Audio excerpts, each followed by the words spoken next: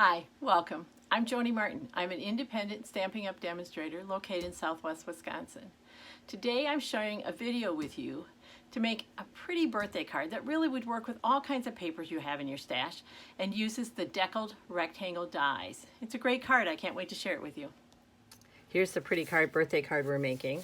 I'm going to talk a little bit about new naked envelopes, some tricks for covering your envelope flap.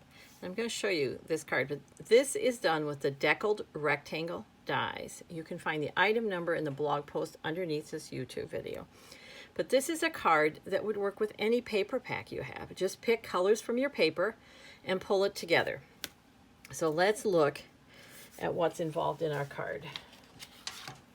I'm using the Textured Chic paper pack. It is in the annual catalog, and I have used so many of these papers, and then I find another use for them. This is the paper we're actually using, but there's so many choices in here.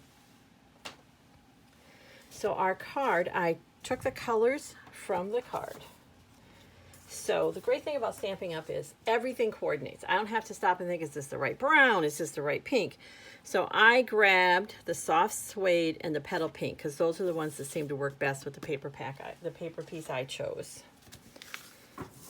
And we're first going to stamp. I made this into a happy birthday. It could be a thinking of you, could be get well. It's a really flexible card design. I use a Stamparatus. It just helps me get a better stamped image. I struggle many days with arthritis in my hands, and so I don't have to worry about holding on to a block. I always draw on the grid paper I get with my Stamparatus. I ordered it as an additional piece to the Stamparatus. So I can draw where I want things. Did you notice I have a double circle here? I started with a bigger circle and then changed my mind what I was going to do. So I just drew another one. The magnets are really strong. They're going to hold everything in place. And that way, if I don't get the stamped image I want, I can stamp again. Before I ink up, I'm just going to eye it up and see I'm not hitting any magnets. The information on what stamps I've used, all the paper dimensions you can find on the blog post below. Different papers, this would be a pretty sympathy card too. There's just lots of choices. So I'm going to tap some ink on my stamp. Sometimes as we're trying to get a really good image, we feel like if we push hard and we get more ink on our stamps, we'll get a better image. Actually, that works against us because what happens is when you push really hard with your ink, you're pushing it away from your stamp. It's kind of going out the sides of your ink pad, which is working against you. Then this is where you want to put some muscle into it. Let's see how we did. Hey, look at that. We don't have to stamp again. That looks great. I'm going to set the stamp pieces aside, and I'm going to stop and clean my stamps. Now, I always clean my stamps. Oh, and the last card I just did a YouTube video on used lots of Mary Merlot. Look at all that ink in there. As I said, I didn't always do this on camera till one of my customers said, do you not clean your stamps? So I'm trying to be a good example and clean my stamps. Yes, I have a lot of ink in here, but when we're done, I'm going to rinse this out in my sink. That ink will just flow away. Yes, it'll still be stained. I'll still see marks on it, but there won't be any ink left. And I know I'm done when the water runs clear. So I keep rinsing it out. And then when the water runs clear, I know I'm good. Okay, let's do some assembly here. Next, let's talk about that envelope. When I'm sending a card as pretty as this, when I send any handmade card, we're not going to put it in a naked envelope. We're going to let someone know that there's something special inside. Okay, so my first step with this is I just folded my envelope flap back, like against the envelope. You have these scraps, let's use them. Let's not recycle them, let's not collect bags of scraps. Let's use that paper.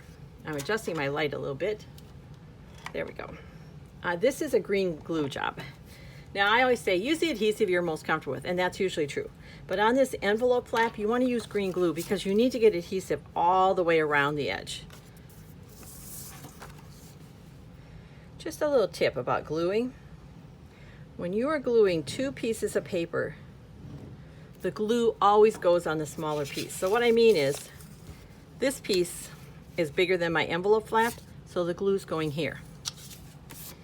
Then I'm going to stand this up so this kind of makes a wall. And I'm going to take this piece and push against it, like so. There we go. How easy was that? We're gonna let this dry. And then before we're done, we're just gonna come back and trim. But that's all it takes to just take your envelope from blah to amazing. Now let's look at our card. Our card base is soft suede, and I'm gonna fold that in half. I find that if I start it straight, I'm more likely to end up straight, but that's me. Okay, we can set that aside. Let's build our card front, and we have a lot of pieces actually. So we have, for the front, this is a piece, and the deckled rectangles are what I'm talking about. See that fun edge? And they come in all sizes. I just used 2 of them. Actually, I used 3, but there's lots of sizes in there. And again, you can find that item number in the blog post below. I started here and I felt like it got a little lost.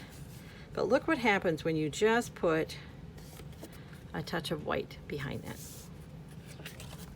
So I'm gonna grab the green glue because it's close. You could use your Seal or Seal Plus. For this, whatever adhesive you're comfortable with. There's not a lot of white showing, so I'm gonna start pretty close to the edge. There we go. And it's a decal edge. It's not going to be perfect all the way around. Like, it's not going to be the same amount of white. And then that can get attached to my card. I have lots of November birthdays. And this feels like a perfect card for a November birthday. Yes, there's flowers. In Wisconsin, we don't have a lot of flowers in November, but kind of these soft colors. And maybe you want to see flowers when there's cold outside. Now, let's look at our next piece. Again, I started here and felt like it needed something. So this white is cut in 16ths, which I know not everyone likes to do. If you don't like cutting it in 16ths, increase the measurement to 1/8. First, we're going to attach this to this. Like so. That's going to go right there. Then I have this really pretty ribbon. It's so soft. It feels like suede. It is called, and again, everything will be on my blog post below. It's in Petal Pink, which is one of the colors, and it's called Soft Polyester Ribbon. That doesn't do it justice. The name, they could use a little better job in the name there. It's just beautiful. Now, I kind of want this flower to show, so I'm going to turn it around. The good thing about this paper pack is there's not really an up or down. I'm going to attach it with tear and tape. That's my favorite way to attach ribbon if the ribbon is wide enough. And this certainly is. So we're going to throw some tear and tape on the back. And just like the name says, we're just going to rip or tear the tape. Then sometimes when you're using tear and tape on a fabric, on a ribbon, it really adheres to the fibers of the ribbon and it doesn't want to come up. So what you can do is use a little science here. Apply and cause some friction, which causes heat, which then releases the adhesive. And then I'm going to grab my Take Your Pick tool and just get underneath. Look how easy that is. So I'm not going to fight with it. And then I'm going to put this about 1.25 inches up, which is 5 squares on my grid paper. 1, 2, 3, 4, 5. Look at that. Yep, that feels too tall. Let's go 1 inch. Yeah, that looks better. Because I have tear and tape all the way in the back, I just have to do that. How easy was that? Now this gets attached to here. So there's a lot of layers to this, but if you do your cutting ahead of time, assembly is pretty quick. I find myself using these deco rectangles a lot. They just add a little more interest as opposed to a straight line. Now, of course, if you don't have the deco rectangles, if you don't have the stitched rectangles, you could just cut these sizes. There we go. Now, this is going flat on my card. And those of you who follow me know I don't always put things in the center. The reason is I spend too much time trying to find the center. And I did center it on this one. But on this one, let's see what it looks like in the lower corner. That's really more my style. Yeah. This is more of a Joni card. So we had that little happy birthday, and you can put that anywhere. You could stick it up there. I think I'm going to put it right on the ribbon, but it doesn't really matter. And I'm gluing it flat. Oftentimes I use dimensionals, but the reason I'm not is I'm going to add some embellishments that are going to stick up, And we don't need both of them. We don't need to have like a double bulk on the card. So there's my happy birthday. Giving the green glue a second to catch. Now let's look at the embellishments. I am using, these are in the holiday catalog, and they're called red and green adhesive back pearls, which there's silver and gold. I grabbed the gold for another project. And look at this really pretty soft.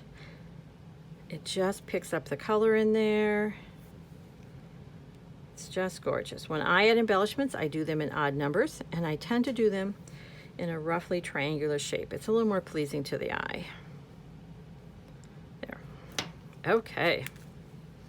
Guys, that's really pretty, but we're not done. Remember, we also stamp the inside of our card, and I know when I cut paper, I have all kinds of scraps left, and I've been lately bringing that front print inside to the card. I just think it adds a little continuity and adds a touch of interest. It like just ups your card a little bit. So again, I'm using my grid paper, and notice my paper strip is longer than my card. That helps me line it up. You wouldn't have to do that. I bet some of you are better at lining up than that. I need that. My glue is coming to an end. Good thing I always have extra green glue around. Let's grab another one. You don't need a lot, just a touch. There we go. And then I'm going to pick this up. These little slips of paper sometimes give me trouble. Okay. Now, look at that basic insert. It's lovely, has a great sentiment, stamped well, but look what happens when we add just a scrap of paper you were probably going to throw out anyway. This is a 1/2 inch wide, just like that. Now the green glue lets me kind of move it around, but looks like we're good. I'm going to let that catch. Then, because I've made it slightly longer to line it up, I'll just use my card as my guide to trim it. Look at that. And then really when it pops is when we get it inside of our card.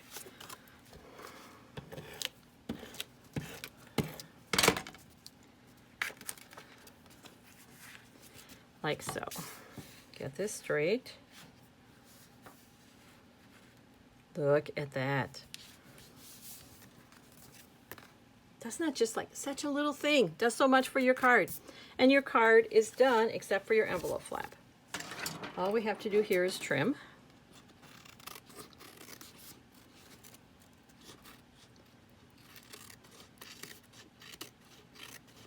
And there we go.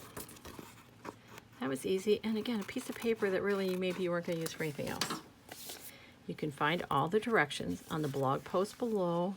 Thanks for watching my video. I really appreciate it. If you liked what you've seen, please hit subscribe or share with your crafting friends. Maybe they'd also like some card inspiration. Until next time, take care, stay well, and keep creating. It's good for you.